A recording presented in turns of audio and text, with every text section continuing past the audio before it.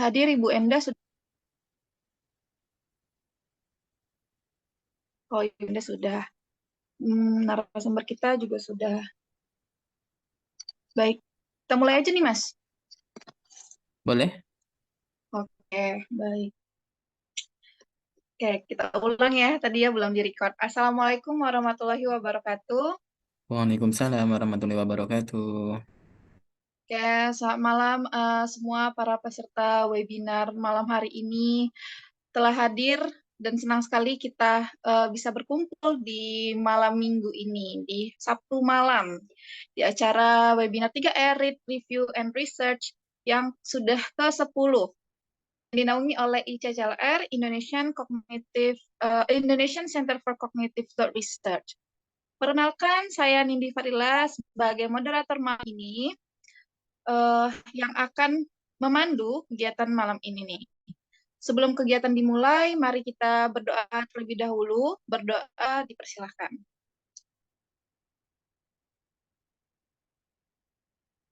Berdoa selesai. Baik, semoga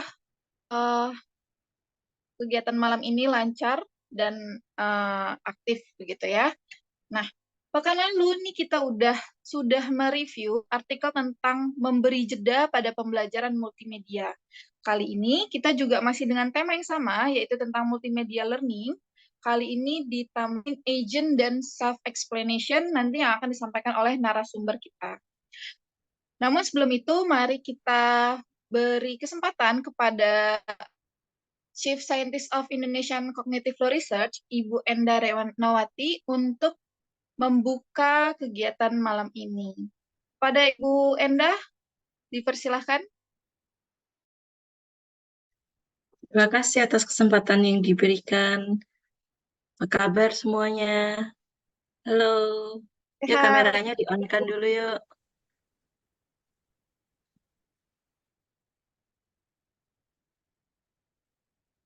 Akhirnya, Alhamdulillah. Ya, kita dedikasikan waktu. Kita buat waktu untuk belajar. Jadi waktu untuk belajar nggak datang dengan sendirinya. Tidak menunggu ketika kita sedang tidak sibuk, atau tidak menunggu ketika nanti kita punya waktu kosong, tapi sengaja dibuat untuk belajar. Itu. Assalamualaikum warahmatullahi wabarakatuh. Waalaikumsalam warahmatullahi wabarakatuh. Waalaikumsalam. Semoga kita selalu sehat, semangat, dan bersyukur atas nikmat yang selalu kita terima sampai saat ini. Nikmat bertemu dengan teman-teman yang sama-sama ingin meragukan pengetahuan ini untuk perlu membaca jurnal sebanyaknya supaya kita tahu rujukan-rujukan yang baik, rujukan-rujukan yang kredibel atau ilmiah, sehingga nanti riset yang akan kita laksanakan juga riset yang baik, atau paling tidak sikap ilmiah yang kita terapkan nanti adalah sikap ilmiah yang diakui. Oke. Artikel yang nanti dibacakan tentang computer-based learning, beberapa artikel yang lalu ya, sudah beberapa computer-based learning, terutama ini akan lebih detail lagi tentang agent, bukan agent 007 itu ya, agent. Jadi orang atau sosok atau person yang membawakan pembelajaran dalam multimedia. Kita tahu multimedia learning itu kan pembelajaran jarak jauh, tentunya ada ini kan, ada seseorang yang membawakan materinya atau menyajikan materinya. Kadang hanya terdengar suaranya saja, kadang ada gambar orangnya, kadang ada gambar kartun,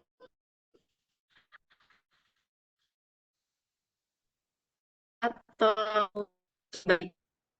ya kita punya intuisi kalau siswa untuk membuat penjelasan kepada dirinya sendiri secara intuisi, kita kepikiran yang seperti itu bisa membuat siswa itu makin paham. Tapi beberapa artikel sebelumnya tentang self-explanation yang saya baca nih, penelitian tentang self-explanation kan juga udah lama juga kan, udah 20-an tahun. Itu ternyata sebuah strategi yang tidak mudah dilakukan, khususnya oleh siswa, oleh novices. Padahal kan kadang-kadang kita kalau sedang belajar itu sambil jelasin pada diri kita sendiri. Oh, ini tuh ini. Jadi judulnya ini. Ini secara sistematikanya itu abstrak, introduction, dan seterusnya. Kan mencoba menjelaskan pada diri sendiri.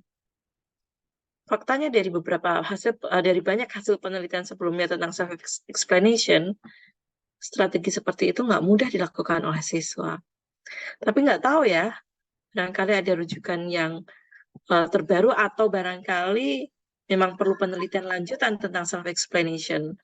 Mari kita simak artikel ini yang akan menjelaskan tentang multimedia learning, computer-based learning dari beberapa aspek yang relevan, khususnya variabel pedagogical agent dan self-explanation. Terima kasih pada Ambar yang sudah memilih artikel ini, artikel baru, artikel fresh 2023 oleh kolega-kolega kita di Wuhan, China. Gongchang.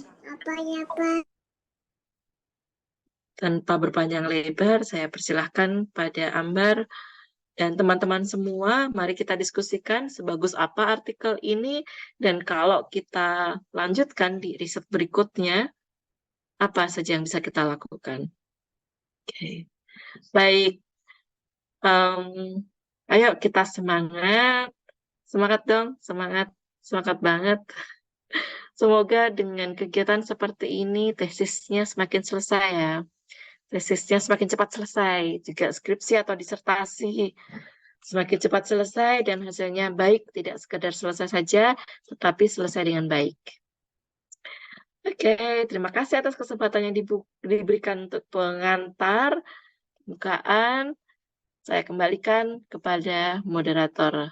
Kali ini moderatornya Nindi Fadlila ya. Terima Iya, kasih buat semuanya, Nindi, Wahyu, Ambar, teman-teman semua. Assalamualaikum warahmatullahi wabarakatuh.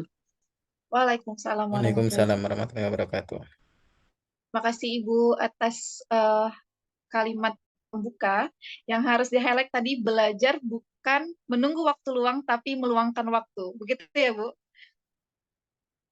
Nah, baik, langsung aja saja nih. Sudah ada Mbak Ambar. Mbak Ambar, bisa dibuka dulu mic-nya? Iya, Mbak. Suara Oke, saya sudah terdengar? sangat jelas terdengar. Gimana Mbak Ambar, siap untuk malam ini? Insya Allah. Bismillah. Insya Allah. Oke, langsung saja kita persilahkan kepada Mbak Ambar. Kepada Mbak Ambar dipersilahkan.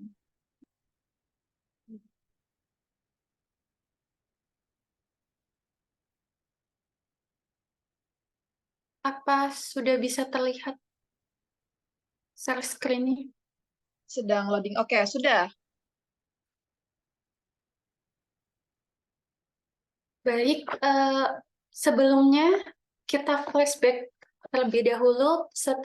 Pak Yanuar telah membacakan artikel juga tentang multimedia learning yang berfokusnya ke jeda ya, dengan medianya itu PowerPoint presentasi gitu. Nah, ini saya juga akan membahas kembali multimedia learning yang fokusnya pada effective pedagogical agent, dan di sini menggunakan video pembelajaran. Judul artikel yang akan saya bacakan adalah The Power of Effective Pedagogical Agent.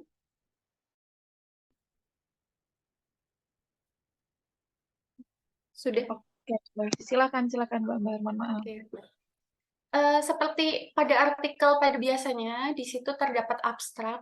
Nah, abstrak pada artikel ini itu saya highlight ada 3 hal. Yang pertama ada tujuannya, di mana tujuan pada artikel ini untuk menyelidiki pengaruh affective pedagogical agent dan student explanation terhadap pemrosesan afektif siswa, visual attention, dan hasil belajar. Di mana nanti akan ada interaksi atau penyatuan dari affective pedagogical agent digabungkan dengan student explanation. Di sini self-explanation untuk melihat pemrosesan afektif siswa, visual attention, dan hasil belajar. Desain penelitiannya itu menggunakan 2x2 faktorial, di mana ada 2 variabel, yang masing-masing variabelnya mempunyai 2 level. Lalu ada di variabel affective pedagogical agent itu ada 2 level. Pedagogical agent positif, di mana agent yang dihadirkan itu membawa emosi-emosi positif seperti selalu tersenyum, suaranya itu dengan intonasi yang bervariasi, lalu mata gembira, dan lain sebagainya. Lalu pedagogical agent yang netral itu cenderung mukanya datar, suaranya datar, dan intonasinya pun tidak terlalu bervariasi. Lalu untuk variabel generative learning strategy-nya itu ada 2 level, self-explanation dan restudy. Di mana self-explanation di situ siswa mengkonstruksi makna-makna dari informasi yang telah diberikan, mengkonstruksi sendiri. Dan restudy itu siswa melihat kembali video pembelajaran yang telah ditunjukkan. Nah, di sini juga penelitian ini akan melacak pergerakan mata siswa juga. Lalu untuk hasilnya, di abstrak ini dijelaskan bahwa ada 3 hasilnya, yaitu siswa belajar dengan pedagogical agent positif lebih memperhatikan unsur-unsur materi yang relevan dan memperoleh hasil belajar yang lebih baik dibandingkan dengan siswa yang belajar dengan pedagogical agent netral. Lalu yang kedua ada self-explanation, memfasilitasi pemrosesan visual dan hasil pembelajaran. Lalu yang ketiga, pedagogical agent positif yang disertai dengan self-explanation itu meningkatkan motivasi intrinsik dan menghasilkan kinerja belajar terbaik. Lalu untuk yang selanjutnya ada introduction, di mana dalam introduction ini penulis mengungkapkan statement, pertanyaan. Nah, pertanyaan, bagaimana merancang video pembelajaran untuk meningkatkan pengaruh pembelajaran. Jadi memang penelitian ini fokusnya adalah untuk desain dari video pembelajaran. Lalu di sini dihadirkanlah suatu fakta dari penelitian sebelumnya, yaitu penelitiannya Guo Liu dan kawan-kawan. Itu di sini ada fakta bahwa dengan menghadirkan pedagogical agent afektif bagi siswa dalam lingkungan pembelajaran online itu kondusif untuk pembelajaran dan dapat meningkatkan kinerja siswa. Tapi di sini ada penelitiannya juga bahwa siswa mungkin saja gagal mendapatkan pemahaman secara menyeluruh hanya dengan menghadirkan positif pedagogical agent. Jadi walaupun hanya diberikan pedagogical agent saja, itu belum tentu mendapatkan pemahaman secara menyeluruh. Lalu di sini dihadirkan juga ada penelitian solusinya. Solusinya itu dengan memberikan generative learning strategy. Di mana dengan generative learning strategy, siswa itu memiliki keterlibatan lebih aktif di pembelajaran. Salah satunya dengan self-explanation. Sehingga dari beberapa hal ini, didapatkan bahwa tujuan artikel ini adalah untuk mengetahui efektivitas pembelajaran dengan menambahkan pedagogical agent afektif virtual yang mengekspresikan emosi positif ke dalam pembelajaran online dan menghasilkan self-explanation.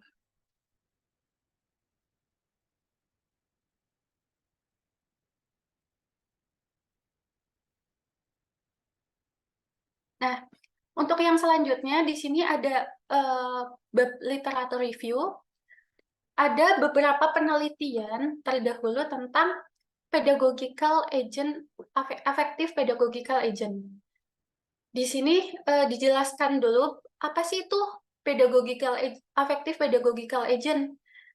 Jadi PA afektif adalah karakter yang tertanam dalam layar komputer untuk memperoleh pengalaman afektif yang spesifik pada siswa melalui berbagai isyarat emosional dan dengan demikian membantu siswa belajar. Dan dari beberapa penelitian terdahulu didapatkan bahwa penelitian dari Motret dan Horan itu bahwa dengan adanya komunikasi verbal dan nonverbal, instruktur dapat mempengaruhi perilaku siswa. Ketika instruktur dapat meningkatkan emosi positif, siswa akan terlibat dalam pembelajaran. Lalu ada penelitian dari Wang, Liu, dan Wang, di mana efektivitas pedagogical agent afektif dalam membangkitkan itu dapat membangkitkan emosi positif siswa. Lalu ada penelitian dari Dos, Alencar, dan Wang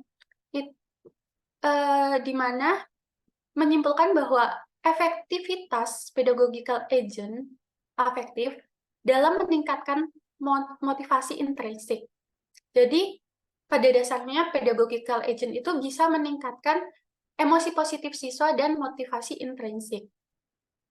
Lalu penelitian Bige, Hernandez, dan Liu mendapatkan bahwa affective pedagogical agent ini dapat memfasilitasi pembelajaran. Namun, menurut Guo, Horowitz, dan Meyer, dan Lawson, Meyer, dan Wang, bahwa affective pedagogical agent ini tidak bisa memastikan bahwa siswa ini akan terlibat secara aktif dalam pembelajaran untuk kegiatan pembelajaran yang bermakna. Dan juga, menurut Franz dan Moreno, dengan menggunakan pedagogical agent saja bisa menghambat pembelajaran. Dan juga ada pada cognitive law theory bahwa dengan menghadirkan pedagogical agent ini malah akan meningkatkan extraneous cognitive load sesuai dengan penelitian yang Moreno bahwa pedagogical agent ini berfungsi sebagai informasi pembelajaran yang tidak relevan dan mengalihkan perhatian siswa dari informasi utama sehingga dapat mengganggu pemrosesan materi inti. Jadi ada beberapa penelitian yang menunjukkan bahwa pedagogical agent afektif ini bisa meningkatkan pembelajaran, tapi ada juga yang berpikir melakukan penelitian dan mendapatkan bahwa pedagogical agent afektif ini malah akan menghambat pembelajaran. Sehingga dari ini maka peneliti ingin menambahkan suatu generative learning strategi agar siswa terlibat langsung dalam pembelajaran. Nah, untuk yang kedua ada penelitian tentang self-explanation. Jadi di self-explanation ini termasuk ke dalam generative learning strategi, di mana bahwa pembelajaran bermakna itu terjadi ketika siswa melakukan proses kognitif generatif selama pembelajaran.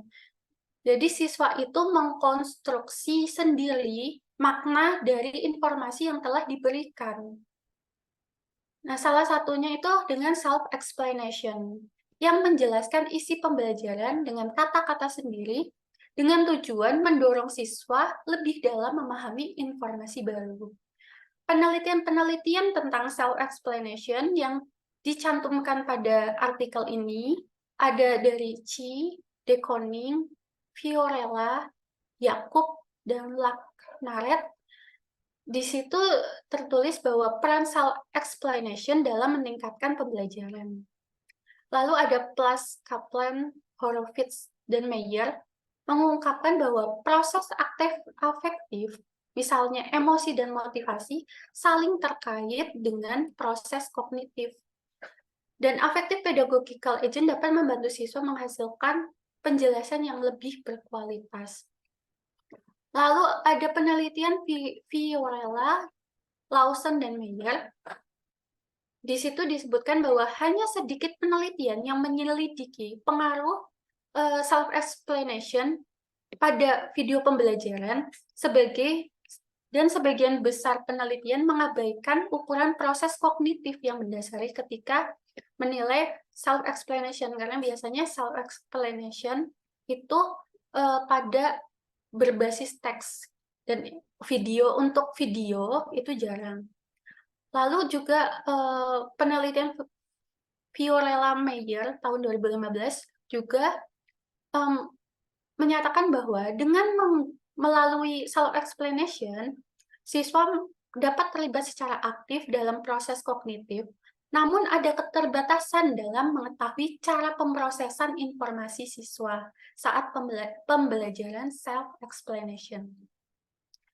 Lalu untuk penelitian dari Fiona dan Meyer, sebagai metode pengukuran proses, eye tracking telah digunakan untuk mengungkapkan proses kognitif yang mendasari pembelajaran di lingkungan multimedia.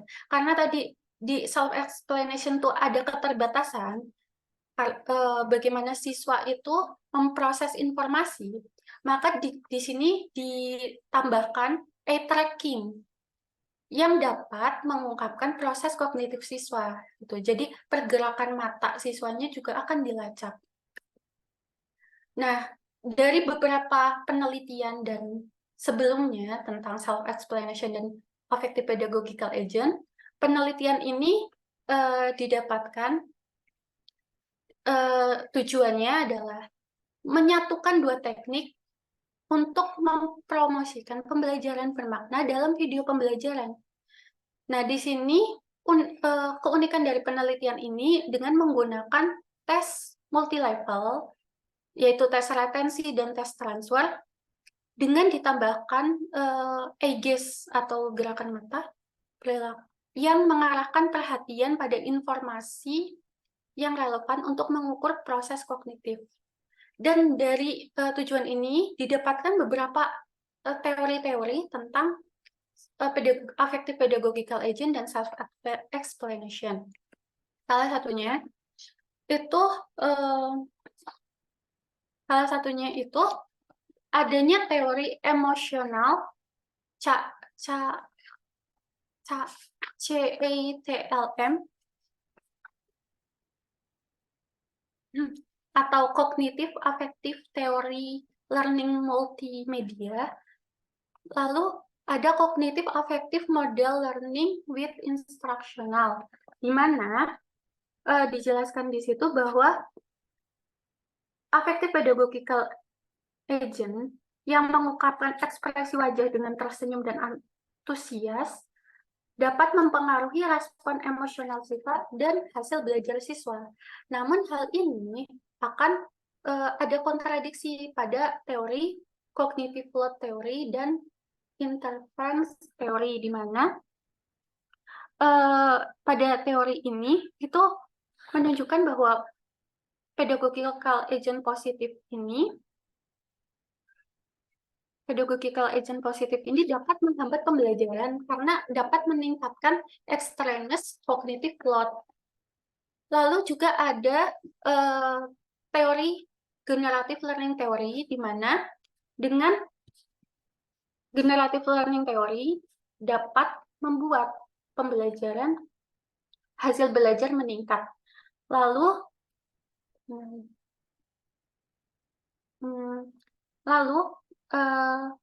adanya instruction of strategy hipotesis, di mana ada interaksi dari dua dua variabel ini, yaitu pedagogical agent affective dan self-explanation, didapat bahwa dengan menggabungkan kedua hal ini dapat meningkatkan emosi positif, motivasi intrinsik, dan kinerja siswa. Lalu di sini juga ada prognostic explaining hypothesis, di mana manfaat dari self-explanation tampaknya berkaitan dengan kualitas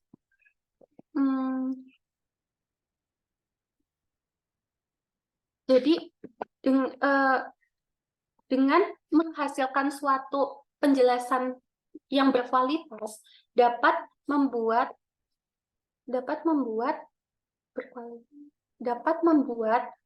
hasil belajar lebih tinggi. Nah, dari beberapa teori itu didapatkan suatu pertanyaan penelitian. Ada 4 pertanyaan penelitian. Yang pertama, bagaimana pengaruh affective pedagogical agent terhadap pengalaman belajar dan kinerja siswa. Nah, didapatkanlah 2 hipotesis. Hipotesis yang pertama, dengan menambahkan PA positif, misalkan menampilkan ekspresi tersenyum dan suara antusias ke layar, akan menghasilkan lebih banyak emosi positif dan motivasi intrinsik yang lebih tinggi dan kinerja belajar yang lebih baik daripada menambahkan PA netral. Misalnya menunjukkan ekspresi netral, suara tenang ke layar. Lalu hipotesis yang kedua, dengan menambahkan pedagogical agent positif ke dalam layar, akan menyebabkan lebih banyak extraneous cognitive load dan mengalihkan perhatian siswa, sehingga menghambat pembelajaran. Lalu pertanyaan penelitian yang kedua, bagaimana self-explanation mempengaruhi pengalaman belajar dan kinerja belajar siswa? Didapatkan hipotesis bahwa dengan mendorong siswa untuk memberikan penjelasan setelah menonton video, seharusnya menghasilkan proses kognitif dan hasil belajar yang lebih baik daripada meminta siswa untuk pembelajaran re-study. Lalu pertanyaan penelitian yang ketiga, apakah memasangkan affective pedagogical agent dengan self-explanation akan meningkatkan pengalaman belajar dan kinerja belajar siswa? Didapatkan 2 hipotesis. Siswa akan belajar lebih baik dengan pedagogical agent positif ketika menerapkan self-explanation yang mendorong siswa untuk terlibat dalam proses generatif daripada hanya dengan pembelajaran re-study. Lalu hipotesis yang keduanya, siswa dalam kondisi pedagogical agent positif dan self-explanation akan memiliki motivasi yang lebih tinggi, menghasilkan penjelasan yang berkualitas, dan tampil lebih baik dibandingkan dengan PA netral dengan self-explanation.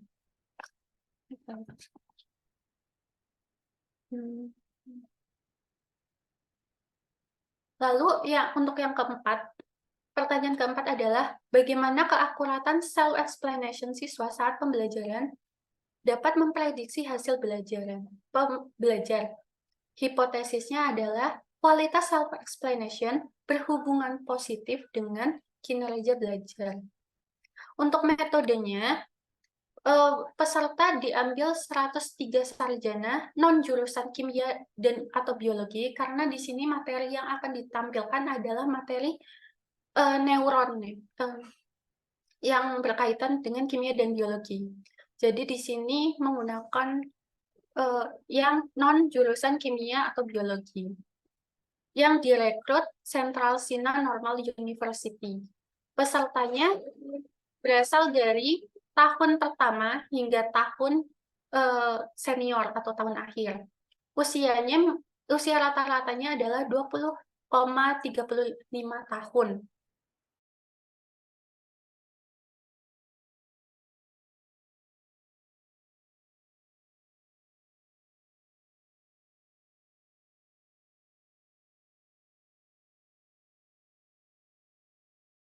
Mohon maaf, sepertinya Mbak Ambar, koneksinya sedang buruk.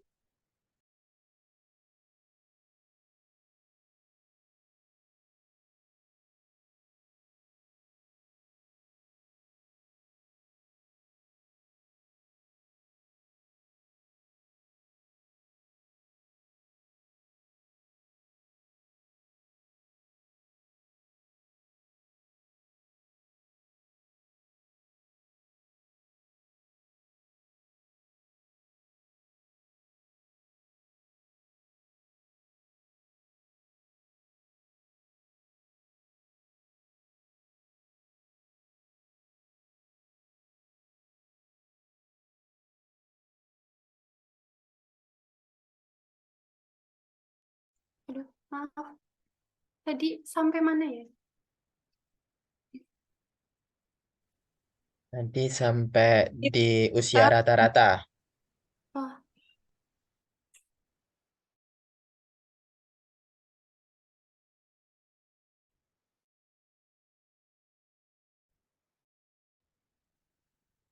sampai sini ya?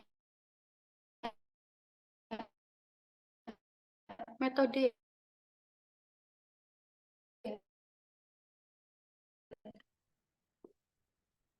Oh, apakah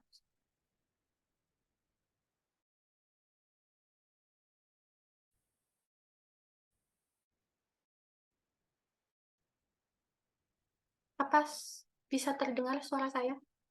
bisa Mbak Amber.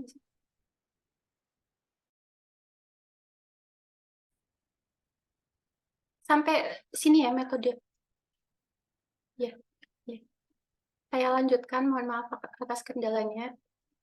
Jadi, untuk pesertanya tadi ada 103 dan 103 sarjana. Untuk lanjutannya seperti ini, self-explanation, PE positif self-explanation ada 26, PE positif case study itu ada 26, PE netral dan self-explanation ada 25, dan PE netral dan case study ada 26. Lalu, diuji cobakan terlebih dahulu, dan pada diuji cobakan,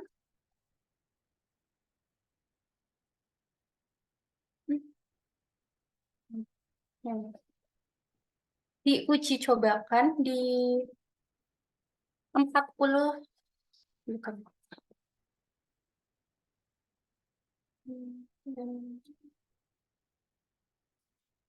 Tidak ada perbedaan antar kelompok untuk pengetahuan sebelumnya, karena kan sampel yang diambil itu non-jurusan kimia dan biologi. Untuk bahan ajar, itu materinya itu berbasis komputer. Materinya itu kimia, transmisi sinaptik kimia antar neuron. Mungkin lebih ke bidang kimia ataupun bidang biologi, karena neuron ini termasuk sistem saraf, di mana transmisi sinaptik kimia antar neuron yang saya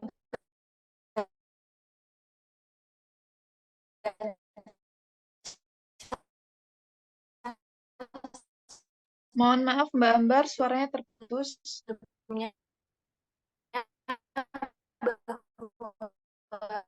materi ini agak susah.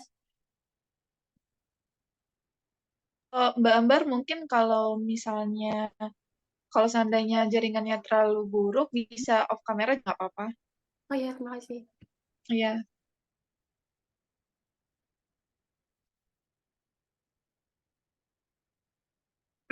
Apa suaranya sudah terdengar? Sudah jelas.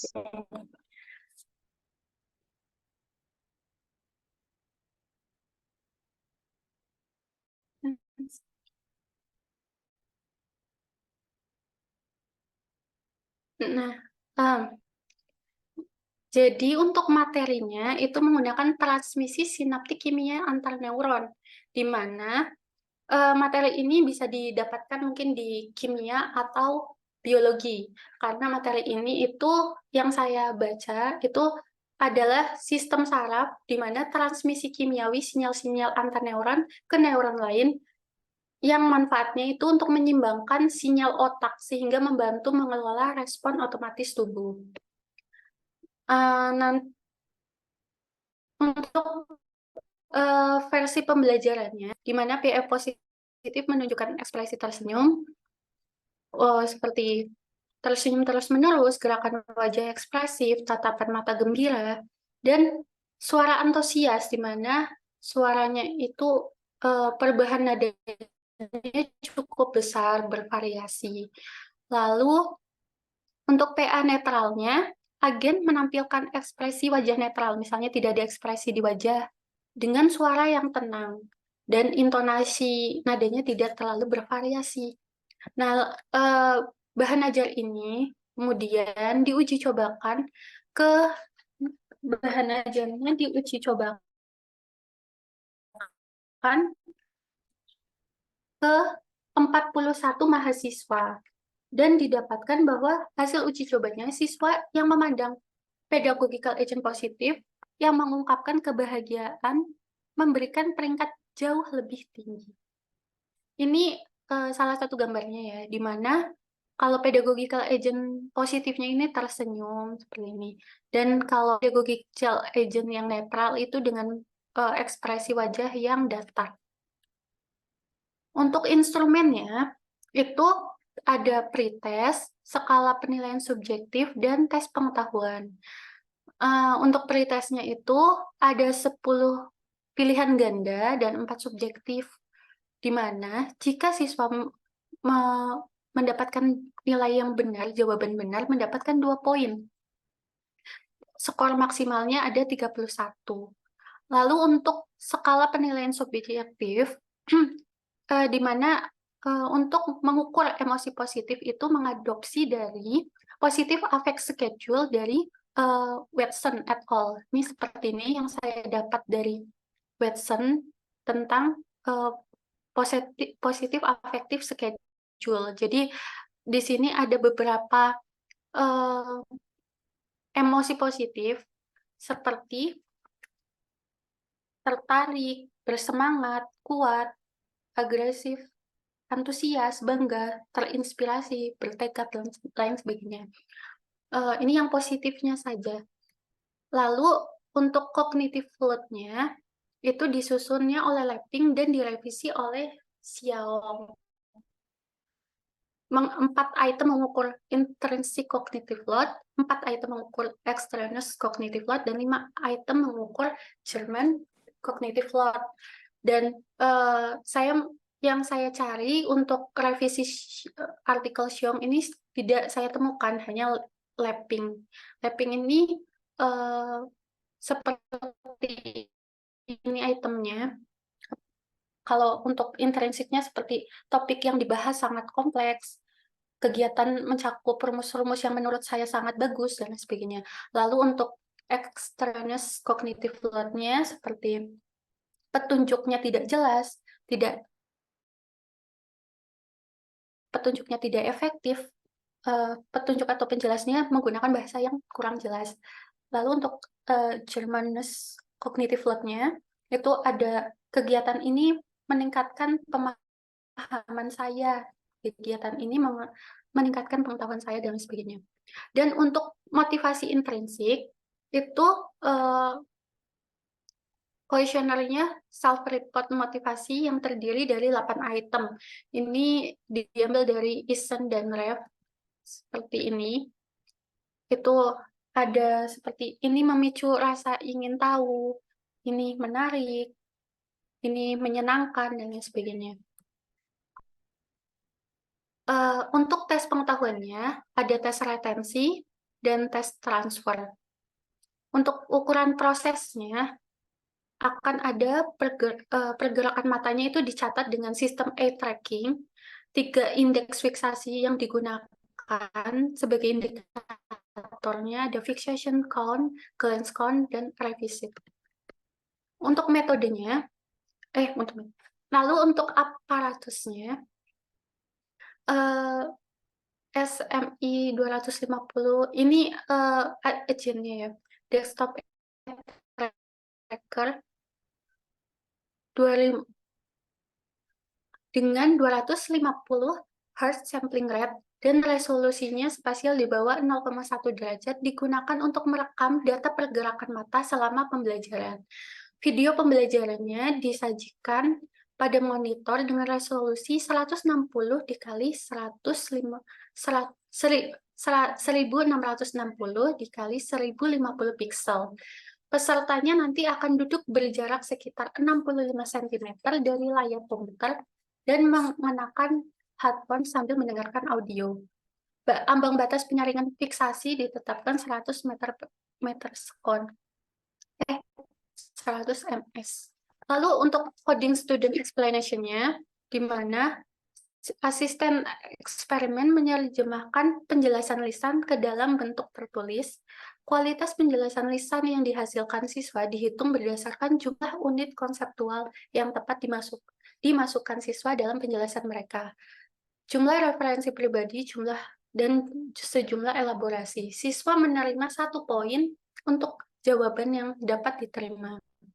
Lalu untuk prosedur, yang pertama, peneliti secara acak menugaskan setiap peserta ke dalam salah satu dari 4 treatment. Lalu siswa mengerjakan pretest. Yang kedua, siswa diberitahu bahwa mereka akan menonton video menggunakan strategi pembelajaran, restudy, atau self-explanation. Lalu yang ketiga, siswa mengerjakan beberapa tes seperti skala kognitif, ada emosi positifnya, kuesioner motivasi, dan tes pengetahuan, yaitu tes retensi dan transfer secara berurutan. Lalu siswa menerima kompensasi finansial atas partisipasi mereka. Nah, untuk dari hasil ditemukan bahwa bagaimana sih affective pedagogical agent dan self-explanation mempengaruhi kinerja belajar. Nah, di sini didapatkan bahwa pada retention test itu menunjukkan ada pengaruh utama yang signifikan. Terlihat ya bahwa agent yang positif 7,79 lalu dibandingkan dengan yang signifikan, di mana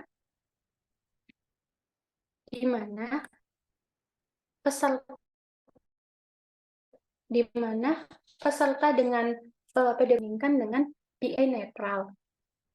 Lalu untuk self-explanation-nya juga memiliki signifikan. Seperti yang dilihat di sini, self-explanation pada pedagogical agent positifnya 2, pada self-explanation-nya itu pada pedagogical pengaruh itu signifikan, di mana self-explanation itu akan mengungguli dengan siswa dengan restudy. Tapi interaksinya pun interaksi antara pedagogical agent dan strategi pembelajaran generatif itu terdapat interaksi yang signifikan. Lalu untuk tes transfer juga memiliki untuk pedagogical agent positif juga ada pengaruh yang signifikan. Dan juga pada generative learning strategi untuk self-explanation juga memiliki pengaruh yang signifikan. Dan untuk interaksinya itu juga signifikan.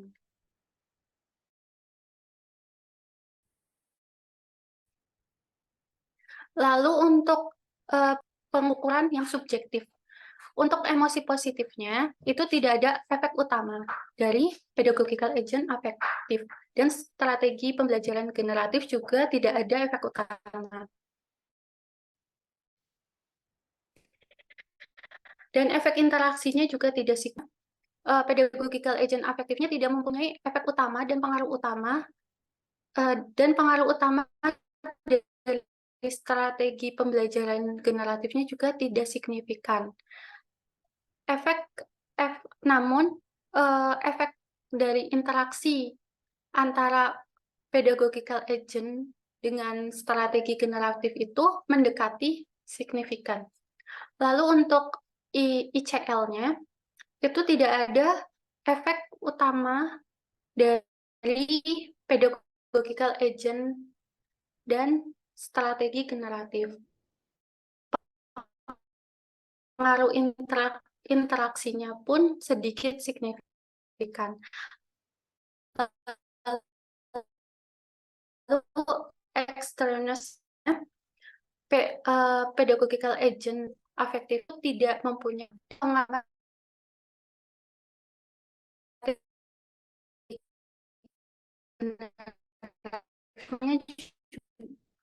signifikan, dan efek interaksi efektif, lalu efek interaksinya juga tidak signifikan. Lalu untuk efficacy, jadi karena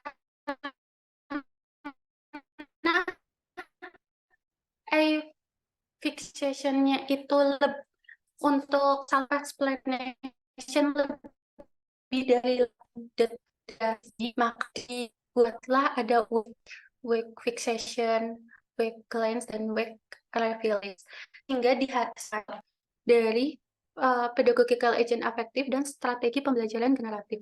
Namun efek interaksinya tidak signifikan.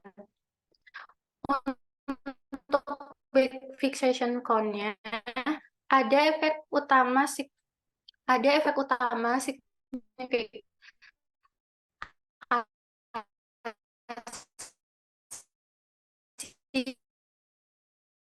dari pedagogical agent afektif dan strategi generatif. Namun efeknya tidak signifikan. Efek utama ada afektif pedagogical agent dan strategi pembelajaran generatif. Namun efek interaksinya itu tidak signifikan.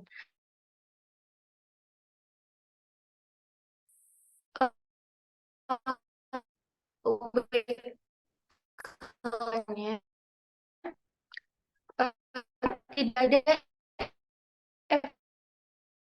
efek utama yang signifikan dari pedagogi signifikan. Di pembelajaran generatif signifikan dan tidak signifikan. Untuk grafis, efek utama dari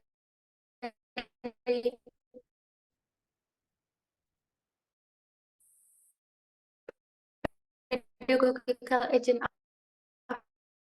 efektif dan strategi pembelajaran explanation siswa saat pembelajaran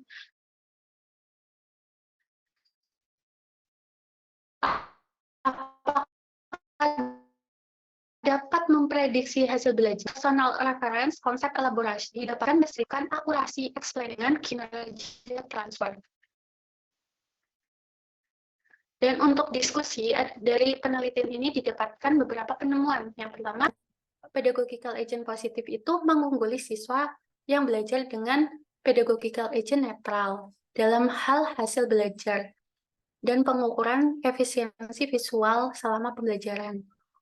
Lalu siswa diminta untuk menghasilkan penjelasan lisan daripada menonton ulang video pembelajaran yang lebih baik dari video instruksional dan menunjukkan perhatian visual yang lebih terfokus selama pembelajaran. Pedagogical agent positif terhadap kinerja pembelajaran paling kuat ketika siswa diminta untuk memberikan verbal explanation daripada restudy.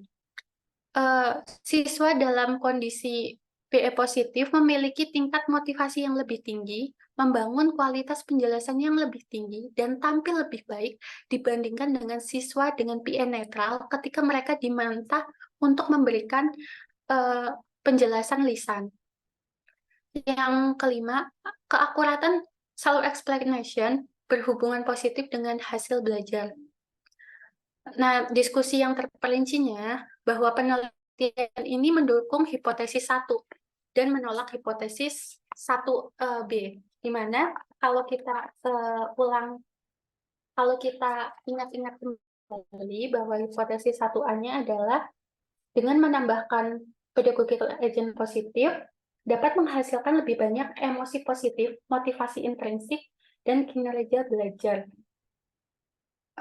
daripada yang lebih baik daripada PN netral. Dan untuk hipotesis 1B-nya, dengan menambahkan pedagogical agent positif ke layar menyebabkan banyak extraneous cognitive load dan menghambat pembelajaran. Jadi hipotesis 1B-nya itu ditolak.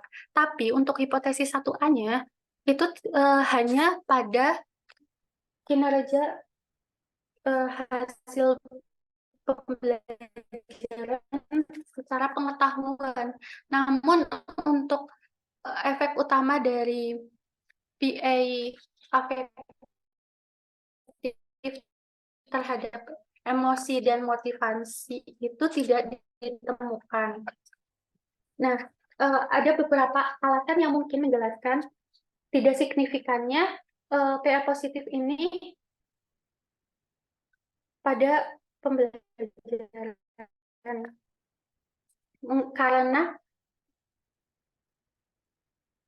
Karena hasil pelacakan matanya menunjukkan bahwa pedagogical agent positifnya itu dapat memotivasi siswa untuk terlibat dalam proses kognitif untuk memahami konten pembelajaran selama pembelajaran.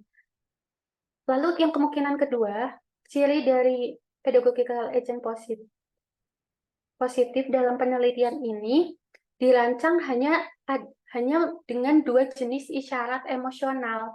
Akibatnya, potensial dari hal ini emosi dan motivasinya itu lemah karena hanya ada 2 isyarat emosional. Lalu untuk yang kedua, penelitian konsisten dengan hipotesis 2. Dan ada efek positif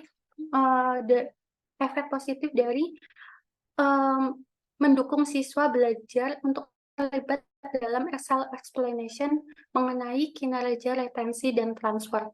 Namun, mengejutkan bahwa siswa dengan self-explanation mengalami extraneous cognitive load yang lebih tinggi dibandingkan siswa dengan rest study. Tapi hal ini tidak secara memiliki perbedaan yang tidak terlalu signifikan, yang tidak terlalu banyak. Lalu untuk yang ketiga, penelitian ini konsisten dengan hipotesis 3A dan 3B. Namun personal reference mengenai self-explanation pada kelompok pedagogical agent positifnya itu tidak mengungguli mereka yang berada di kelompok pedagogical agent netral. Dan penelitian ini juga konsisten dengan hipotesis 4, hipotesis 4, yaitu kualitas self-explanation berhubungan positif dengan kinerja belajar. Lalu di sini ada keterbatasan dan harapan untuk penelitian ke depannya.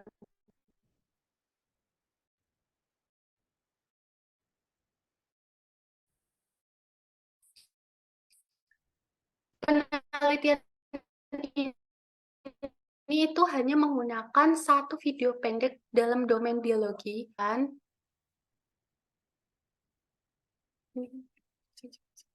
Sehingga untuk penelitian di masa depan harus lebih banyak mencakup banyak peserta laki-laki untuk menyelidiki pedagogical agent afektif dan self-explanation.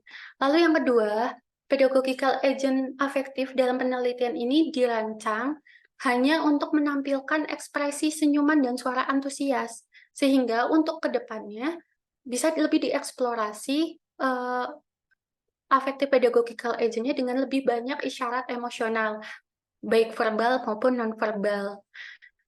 Lalu yang ketiga, pedagogical agent afektif ini hanya mengungkapkan emosi positif, tetapi tidak menanggapi emosi siswa melalui perilaku empati. Jadi nggak ada feedback-nya. Jadi tidak ada feedback untuk siswanya. Dan untuk penelitian di masa depannya, diharapkan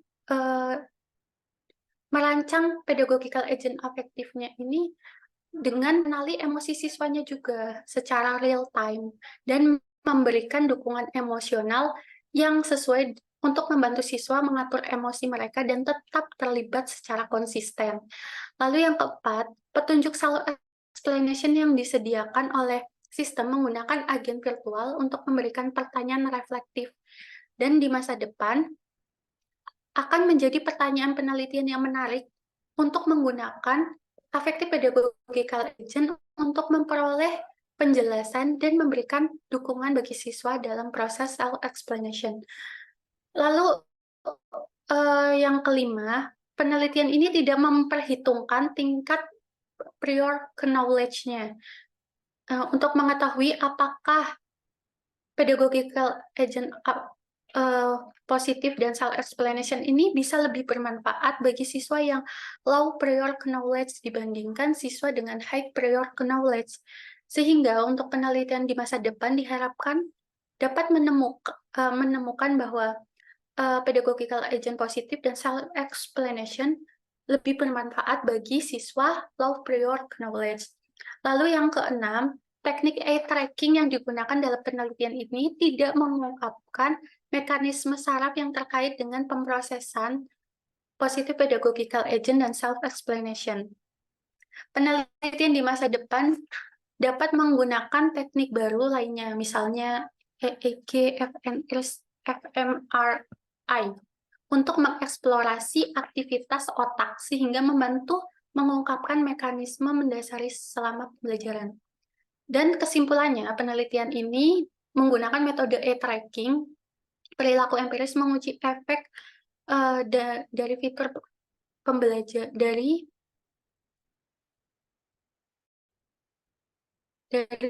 fitur desain pembelajaran, yaitu menambah dan efek dari efektivitas pembelajaran yang dihasilkan oleh peserta didik, yaitu mendorong siswa untuk menghasilkan penjelasan lisan. Di satu sisi, penelitian ini mengungkapkan bahwa positif proses kognitif dan hasil belajar. Di sisi lain juga menemukan bahwa menghadirkan pedagogical agent yang positif kepada siswa dapat menstimulus mereka untuk terlibat dalam aktivitas self-explanation, memberikan manfaat paling besar dalam meningkatkan motivasi intrinsik dan kinerja belajar ketika belajar dari video pembelajaran. Temuan ini berkontribusi memahami manfaat kognitif dan motivasi menggabungkan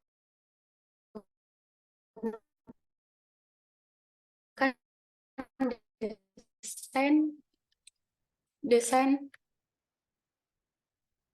dalam itu saja kan pada moderator.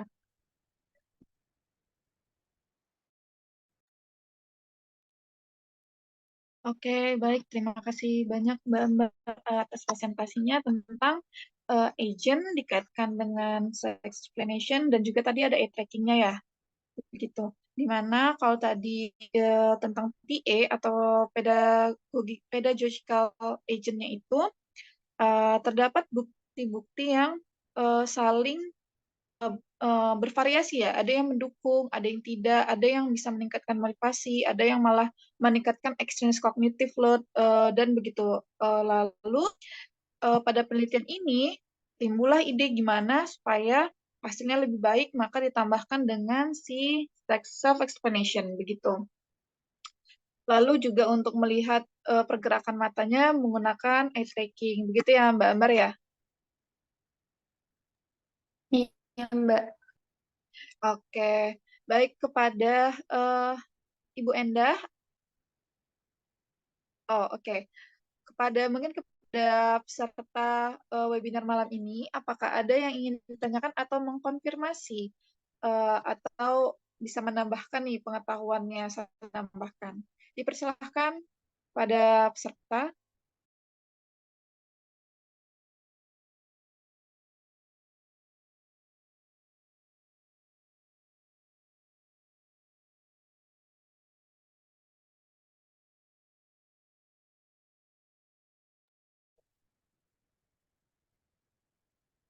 Sepertinya masih malu-malu nih Mbak Nindi, teman-teman.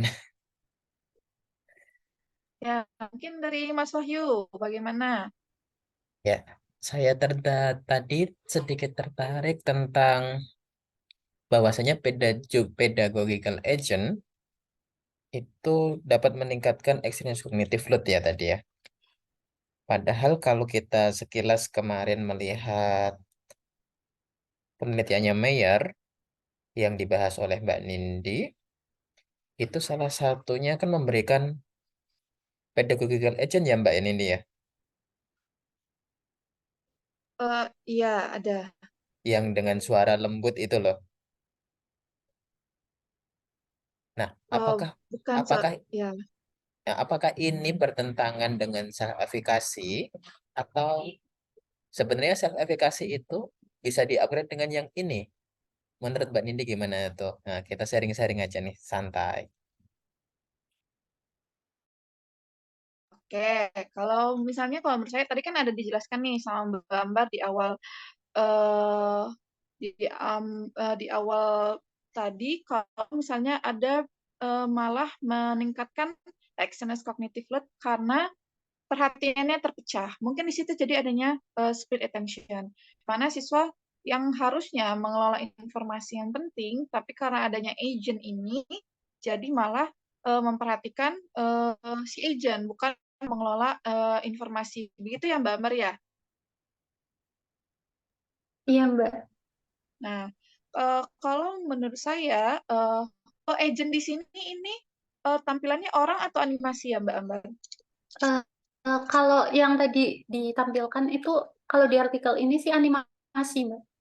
Oke, animasi. Berarti seperti artikel yang tentang explanation tentang self-efficacy itu, di mana meningkatkan sumber experience ada agent juga, begitu ya.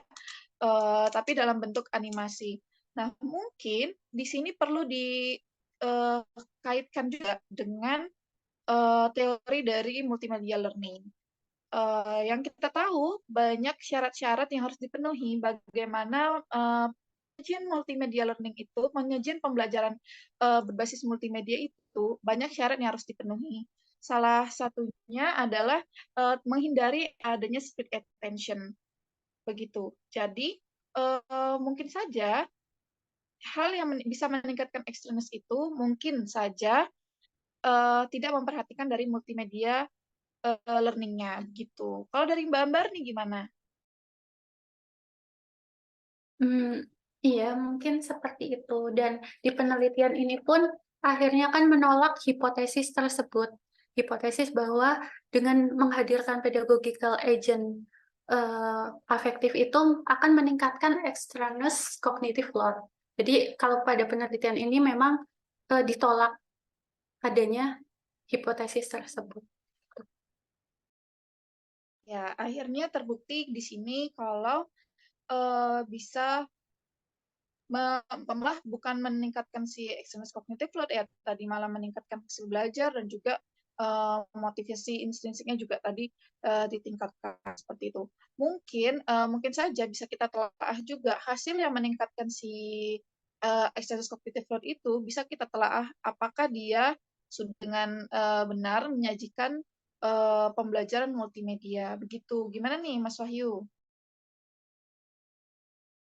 Ya, menarik nih dengan pedagogical agent. Kalau kita nonton kayak acara Si Bolang atau acara teman Dolphin atau apa itu ya, yang ada lumba-lumbanya di pojokan jalan gitu. Itu kan kita malah semakin menarik gitu. Ternyata dalam penelitian pun malah meningkatkan experience kognitif loh. Artinya siswa sendiri tidak bisa fokus dalam mengkonstruk pengetahuan. Nah, lalu bagaimana kalau pembelajarannya sendiri itu dalam bentuk agent kali ya, atau dalam bentuk animasi? Apakah akan kalah saingan tuh dengan agent, atau malah gimana tuh nanti kira-kira? Ada gambaran nggak Mbak Nindi? Ataupun Mbak Ambar? Ataupun Mas Irfan juga bisa. Ini kayaknya Mas Irfan juga tertarik dengan multimedia kan ya ini?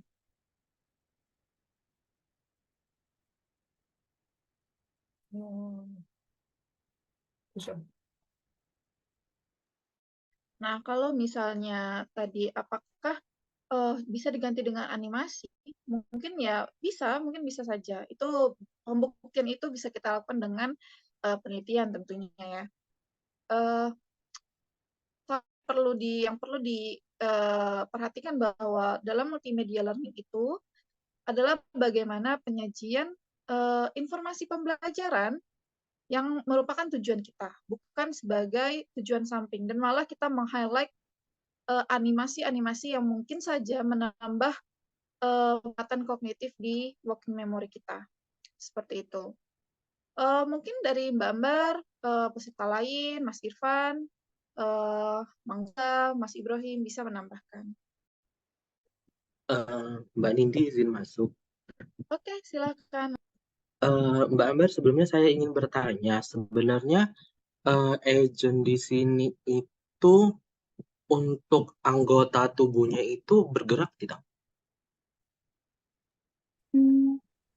Kalau di sini agentnya itu bergerak ya, karena kan di sini ada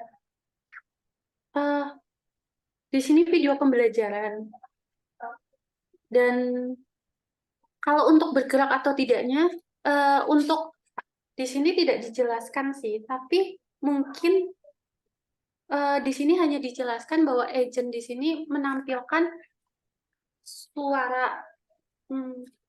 Bentar. Di sini dijelaskannya hanya ekspresi wajahnya, tersenyum, oh ada gerakan wajah,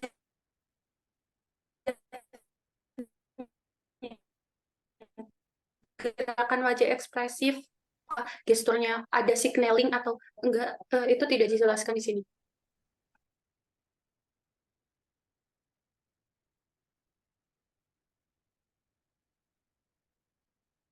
Iya, jadi saya itu teringat sama ini sih ya.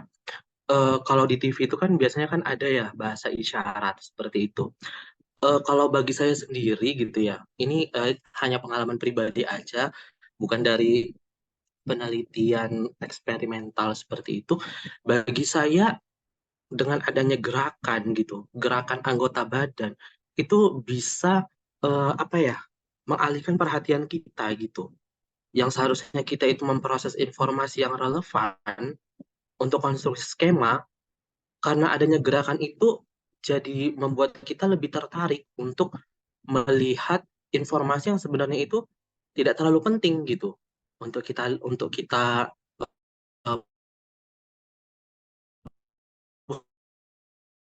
pusatkan perhatian kita. Kayak Mbak Nindi, adanya split attention seperti itu. Jadi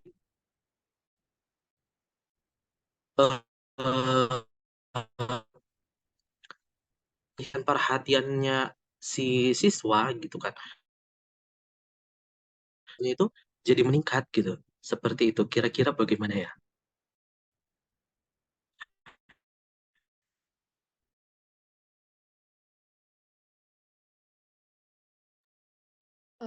Oke, Mbak Ambar, gimana nih?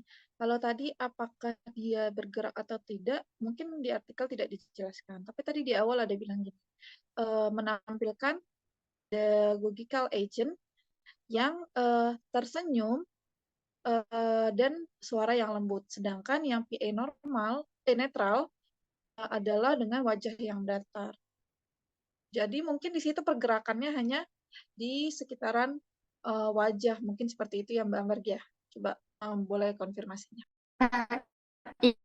Iya, kalau di sini dijelaskannya seperti itu karena positif ke afektifnya.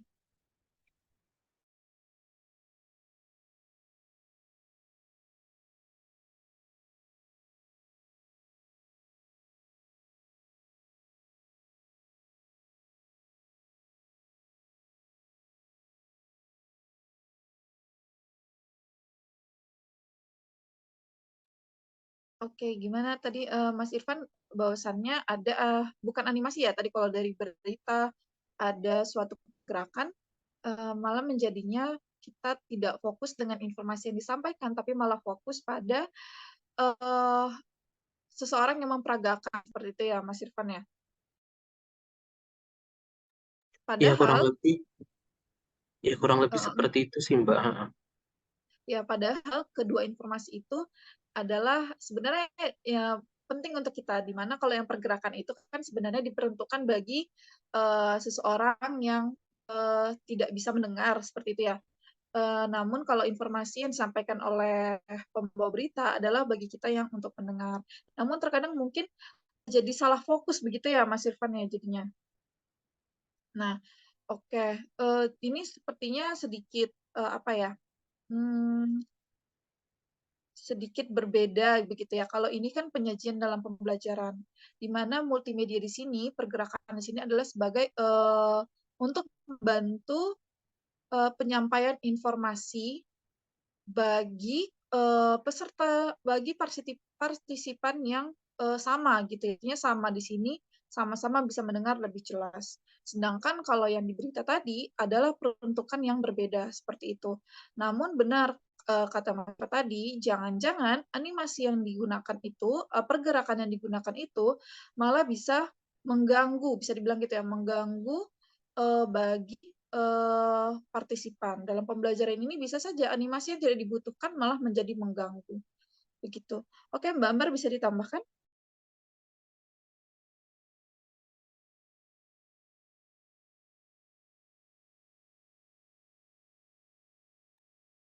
Agak lost connection ya. Oh, mungkin korelasinya saya jadi paham tuh kenapa teman-teman pembicara dari Australia itu kalau seminar itu cuman PPT-nya putih dan tulisan kosong gitu. Mungkin karena mereka tahu bahwasanya dengan adanya animasi segala macam itu bisa meningkatkan experience kognitif itu dan malah membuat kita audiensnya sendiri nggak fokus gitu ya mungkin. Oh, berarti besok kita presentasi nggak usah ada animasi-animasi gitu. Atau gimana nih? Kalau Mas Irfan atau Mbak Ninde ataupun teman-teman yang lain presentasi lebih suka ada animasi atau enggak nih? Sembari menunggu Mbak Ambar sepertinya agak lost connection dikit nih.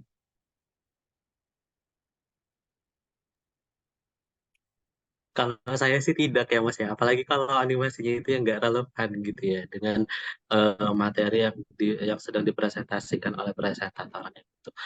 Eh, Kalau animasinya itu mendukung gitu kayak eh, terhadap informasi yang memang itu yang seharusnya disampaikan oleh presentator, benar itu memudahkan gitu. Tapi apabila animasinya itu terlalu banyak, bahkan sampai yang tidak relevan, atau mungkin dia menganimasikan sesuatu hal gitu. Kemudian ada cerita dalam bentuk naratif. Tentu itu tidak efektif gitu kan, karena itu menjadi redundant seperti itu.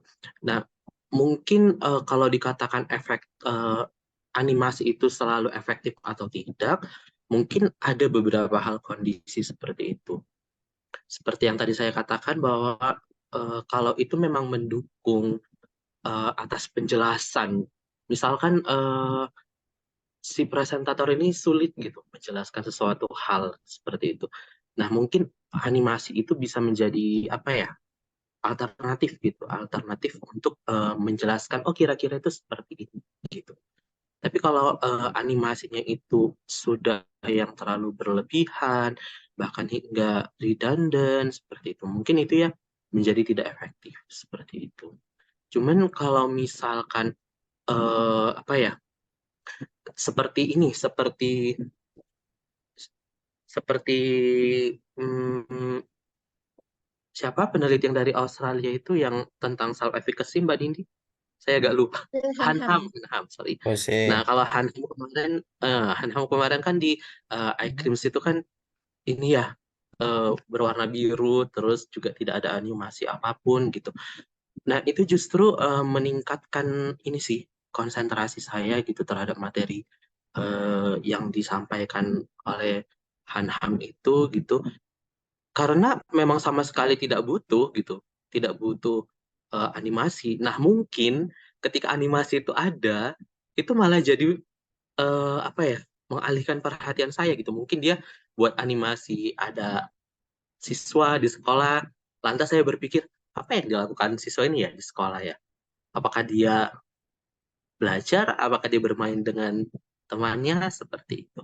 Jadi ya sebagai perancang perancang desain instruksional, mungkin ya kita harus memperhatikan itu juga gitu. Harus mempertimbangkan itu juga apakah ini berlebihan atau tidak.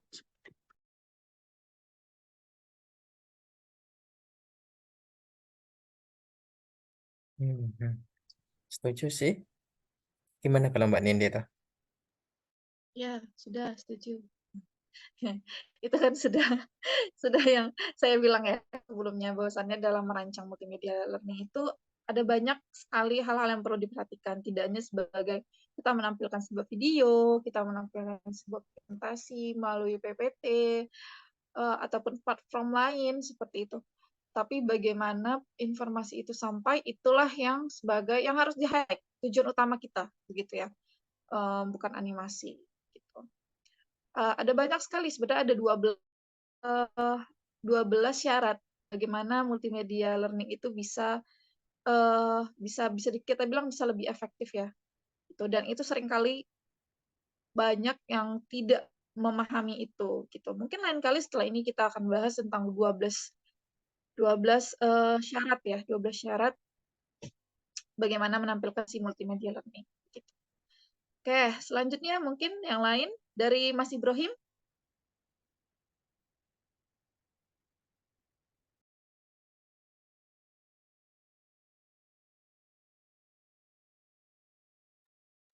Halo, Halo Mas Ibrahim. aku masih mantau aja, masih mempelajari. Ternyata banyak sekali. Mungkin ada pertanyaan nih, satu dulu, nyicil. Ya, Izin siap Mas. Syarifin ya. Silakan Mas. Ah,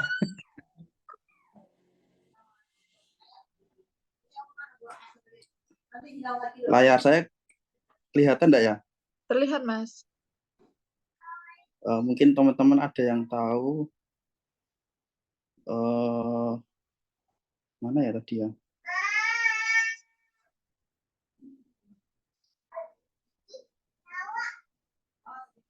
Wait. Oh ini.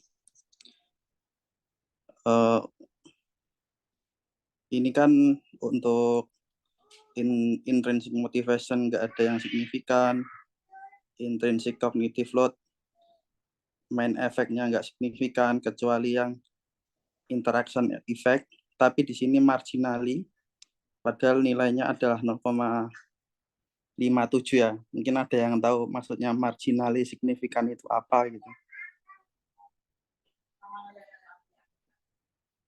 Gitu. Terus kayaknya itu dulu deh. Saya masih baca tentang eye tracking ini. Belum, masih bawahnya lagi. Ya, terima kasih. Mungkin teman-teman ada yang tahu marginally signifikan. Mau bilang nggak signifikan kok harus marginally, maksudnya gimana gitu. Ya, itu aja. Terima kasih. Terima kasih Mas Ibrahim. Mungkin dari Mbak Ambar bisa dipersilakan untuk menjawab.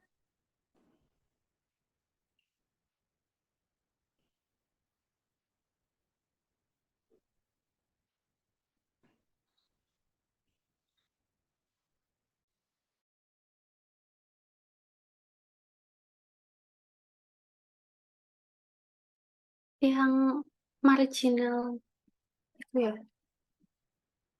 benar. Iya.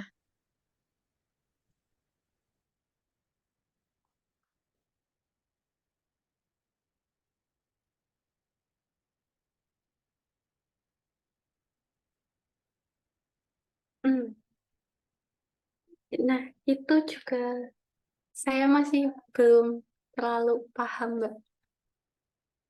Oke. Oke. Mungkin kalau di sini sekedar saya mencari bahwasannya kalau p-value marginally tadi ya, significant marginally itu adalah hasil p-value yang lebih sedikit aja dari p-value yang kita tetapkan, dari confidence interval yang kita pilih gitu ya. Kalau misalnya dia 0,05 berarti lebih sedikit aja dari 0,5. Kalau 0,01 berarti lebih sedikit saja dari 0,1. Namun sedikitnya ini saya kurang tahu ya, apakah bisa dibilang sedikit itu bisa termasuk marginal atau tidak, itu saya belum tahu. Nah, hasil yang seperti ini disebut dengan marginal significantly, yang dimana mengisyaratkan bahwasannya masih ada nih dampak atau efek yang terjadi seperti itu. Begitu Mas Ibrahim.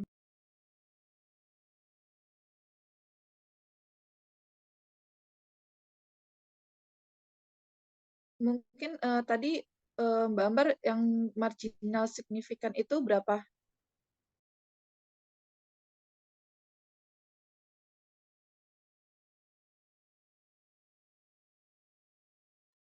Untuk besarnya p-value-nya berapa Mbak Ambar? Oke, 0,057 atau 0,057 nih?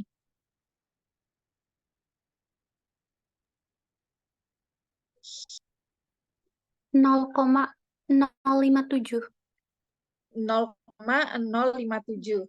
Oke, berarti lebih dari 0,003 gitu ya. Dari batas confident interval yang dipilih kemungkinannya di sini 0,05 gitu ya. Nah, itu mungkin Mas Ibrahim yang bisa saya bantu jawab bahwasannya marginal signifikan itu adalah p-value yang lebih sedikit saja dari confident interval yang kita pilih. Gitu.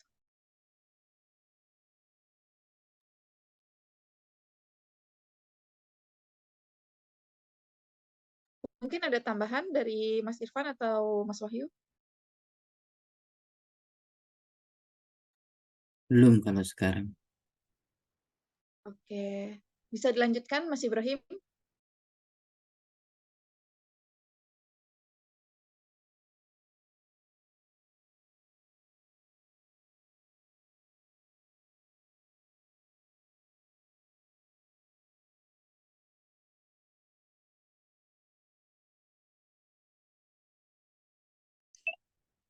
Halo. Ya, Mas Ibrahim.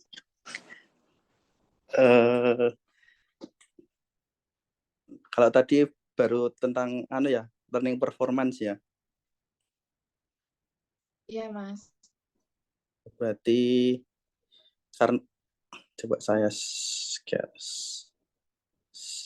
screen deh.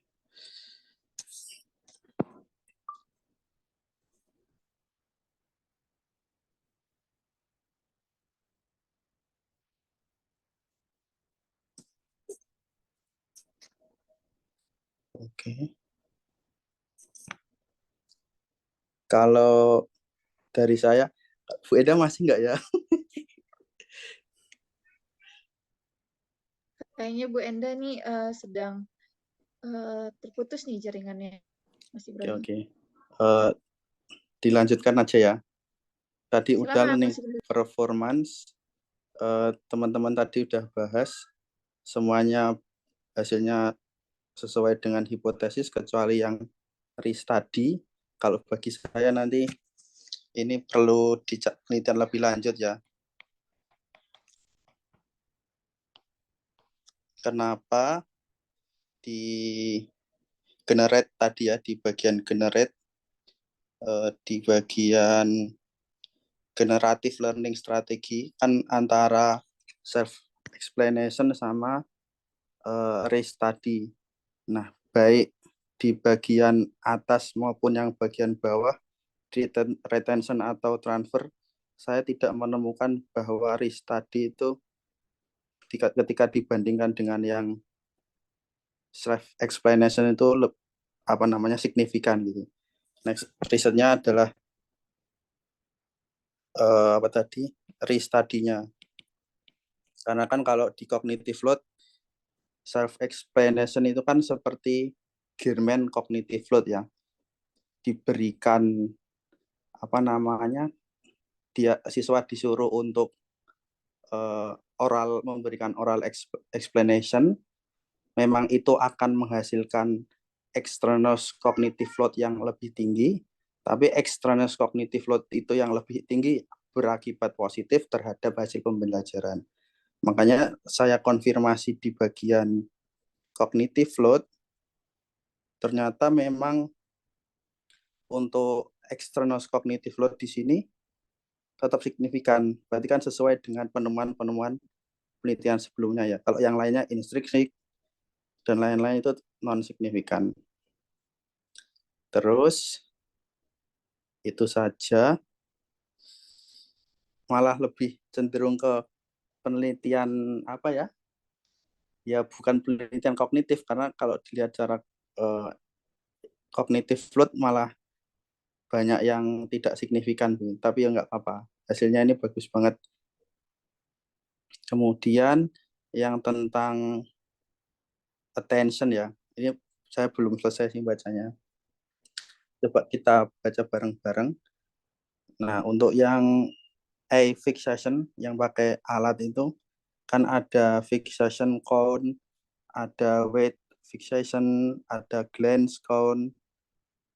Nah, hasilnya hampir sama dengan yang learning performance, yang mana positif pedagogical agent group itu lebih baik dibandingkan yang netral, dan juga self explanation juga lebih baik dibandingkan rest tadi. Maksudnya lebih baik itu nilainya lebih tinggi ya. Misalnya oral explanation had more fixation count than the student who restudy the material gitu.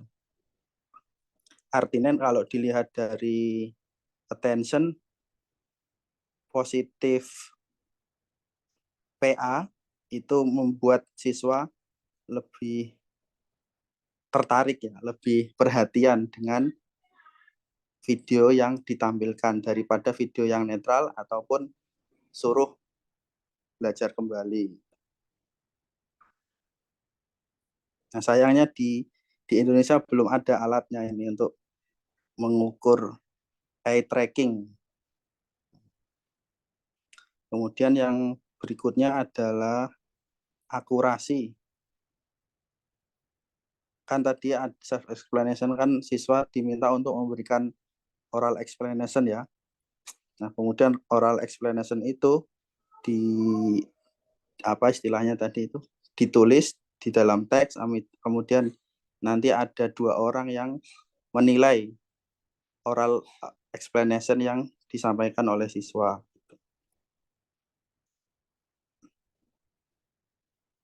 Nah, di sini ditemukan bahwa positif PA group tidak menghasilkan lebih banyak personal reference daripada netral group.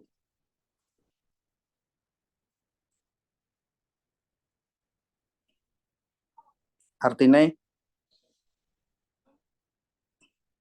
self explanation juga nggak terlalu banyak ya dibandingkan yang sorry.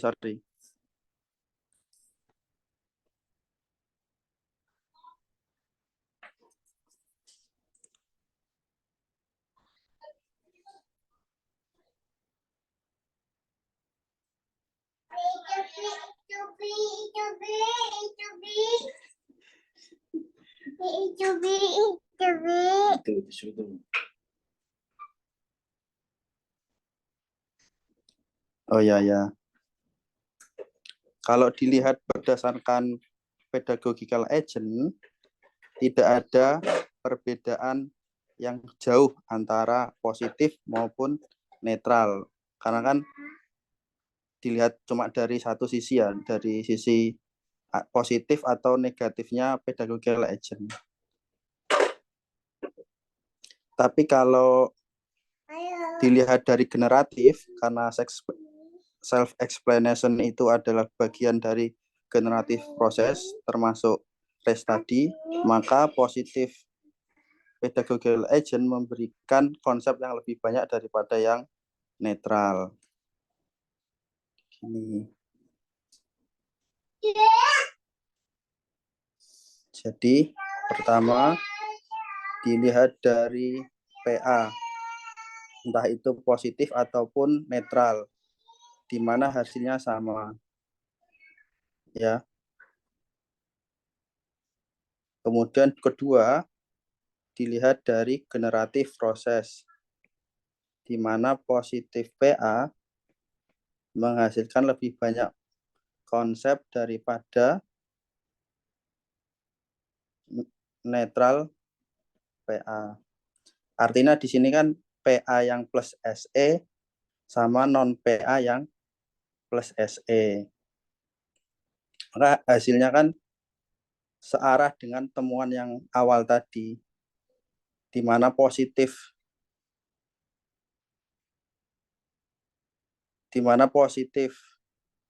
pedagogical agent yang bagian self explanation itu lebih baik daripada yang restudy.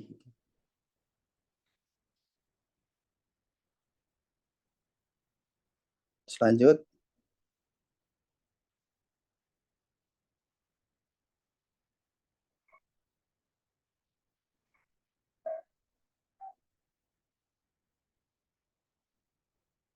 dilihat dari keseluruhan kualitas generate explanation, positif PA lebih besar daripada netral PA.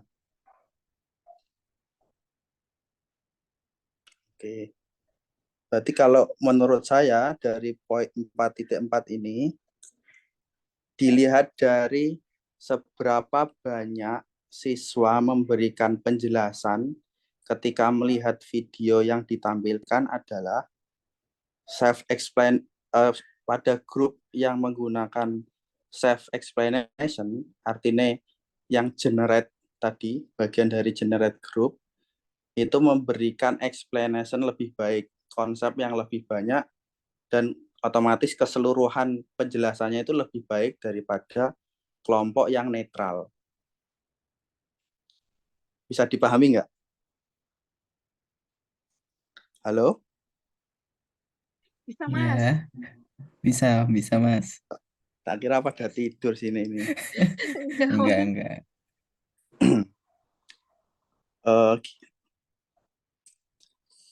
Karena penjelasannya itu lebih baik, ya kan?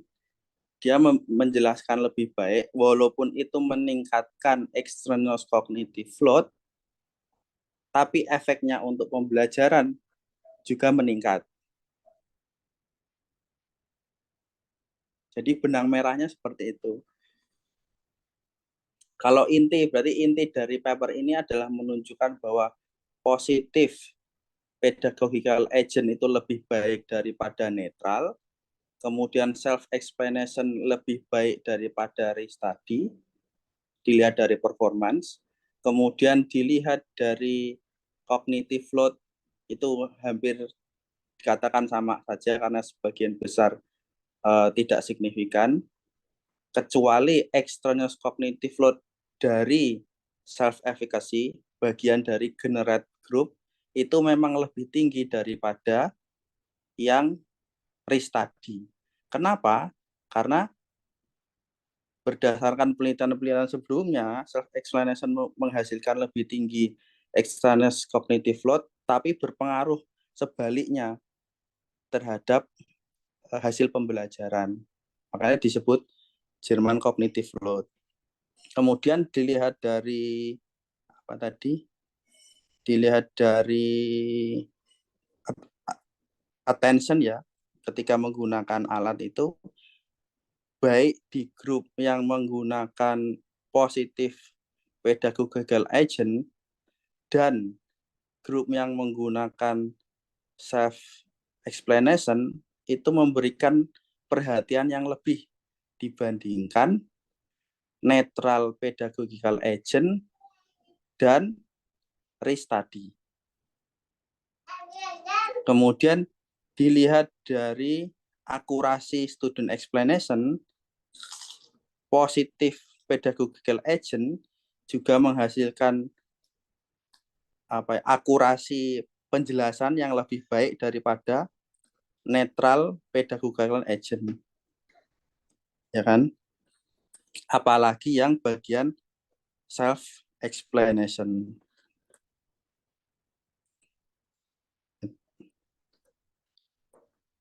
Oke, itu aja dari saya. Oke. Terus Baik. implikasinya juga sepertinya banyak. Kayak tadi sudah dibahas oleh teman-teman tentang memberikan gerakan ya tadi ya, gerakan ada animasi, perlu perlu animasi atau enggak, ataupun kalau ada animasi seperti apa, seperti yang disampaikan sama Mas Irfan. Itu saja. Mungkin ada yang mau menambahkan. Terima Oke, kasih. baik, terima kasih Mas Ibrahim atas menyimpulkan hasil penelitian ini, begitu ya. Kalau bisa kita tarik dari introduction tadi, penggunaan self-explanation ini kan sebagai upaya untuk apa namanya ya, menghilangkan extraneous cognitive load pada PA, pada penggunaan PA, karena itu adalah hasil temuan sebelumnya, bahwasannya penggunaan PA malah meningkatkan si extraneous cognitive load. Maka ditambahkanlah self-explanation ini sebagai yang diharapkan untuk meningkatkan German cognitive load. Beberapa hasil penelitian memang banyak banyak menunjukkan bahwa self-explanation ini dapat meningkatkan German cognitive load karena adanya ada informasi yang sudah masuk lalu digunakan lagi untuk menjawab pertanyaan secara oral ataupun tertulis, itu juga ada ya self-explanation itu. Pertanyaan-pertanyaan terkait dengan si pembelajaran tersebut. Nah, hasilnya memang meningkatkan extraneous cognitive load juga. Namun extraneous cognitive load ini merupakan sebagai bisa dibilang working memory kita itu malah bekerja untuk si Jerman karena mengelola informasi. Seperti itu ya Mas Ibrahim ya. Bukan serta-merta extraneous cognitive load ini adalah meningkatkan malah mengelola informasi yang tidak penting, tapi karena mengelola informasi yang penting inilah makanya extraneous cognitive load-nya lebih meningkat. Begitu ya Mas Ibrahim?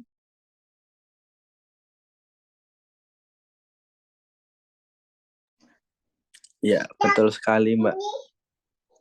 Oke, nah maka dari itu tadi bahwa ada hasil yang Mas Ibrahim ungkapkan bahwa dengan adanya self-explanation itu juga lebih baik daripada re-study seperti itu. Meskipun di ECL itu lebih tinggi, begitu. Mungkin dari Mbak Ambar bisa ditambah.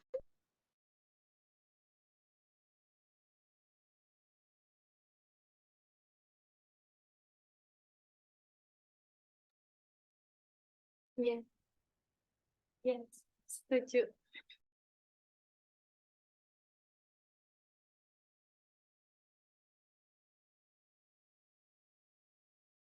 Ya, tapi menariknya dari penelitian ini bahwasannya dengan PA yang positif, yang dia sebut di sini itu PA positif itu adalah suara yang lemah lembut, lalu tersenyum. Ternyata hal seperti itu, hal simpel yang hal mungkin biasa saja ya, malah menjadi pengaruh di sini begitu. Oke, dari Mas Irfan atau dari Mas Wahyu bisa di Sepertinya kita cukupkan dulu Mbak Nindi. Malam minggu ini sepertinya lagi pada sibuk keluar ini. Oke, mungkin kita bisa masuk ke sesi foto-foto ya Mbak ya. Tapi sebelum itu kayaknya ada yang kelupaan deh. Presensi ya Mbak ya. Saya lupa. Oh iya, silakan Mas Wahyu dikirimkan. Sebentar saya cari dulu.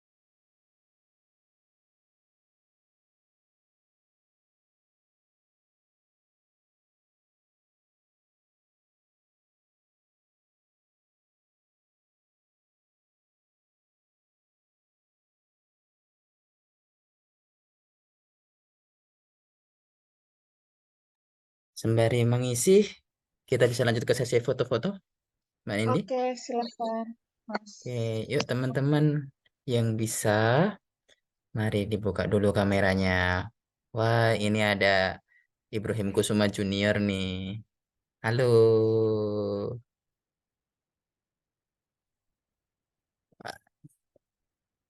Yuk, Mbak Noka, Mbak Marfuah, Mas Manggala.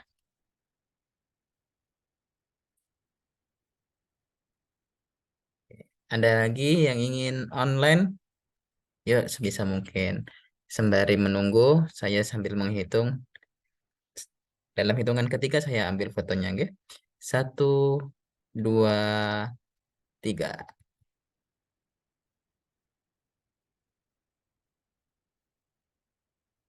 Oke, sekali lagi.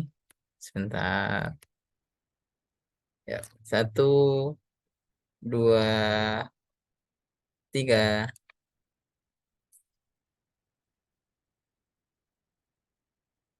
Oke, wah. Terima kasih teman-teman semuanya. Silahkan Mbak Nindi, saya kembalikan. Oke, terima kasih banyak Mas Wahyu. Memang eh, apa namanya, sebenarnya kita memang sangat membutuhkan Ibu Endah ya di sini. Cuma karena sedikit ada kegiatan, jadi mungkin bisa mengkonfirmasi dengan membaca artikel yang tadi, lalu semoga dengan artikel malam ini kita bisa menambah wawasan dan juga tertarik untuk melakukan penelitian selanjutnya. Apalagi yang sudah ada yang terkait dengan multimedia dan sex explanation sudah ada ya, yang sedang dilakukan nih, begitu bocorannya. Nah, terima kasih banyak atas kesempatan malam ini. Terima kasih atas yang masih bertahan untuk tidak bermalam mingguan hari ini. Eh, Terima kasih semua kepada peserta, kepada narasumber, yang biru mana, Mas? kepada narasumber. Terima kasih Mbak Ambar atas kesempatannya. Saya Nindi Farila mengucapkan terima kasih banyak. Mohon maaf bila ada salah kata. Assalamualaikum warahmatullahi wabarakatuh. Waalaikumsalam warahmatullahi wabarakatuh. Terima kasih. Izin stop screen, teman-teman semuanya.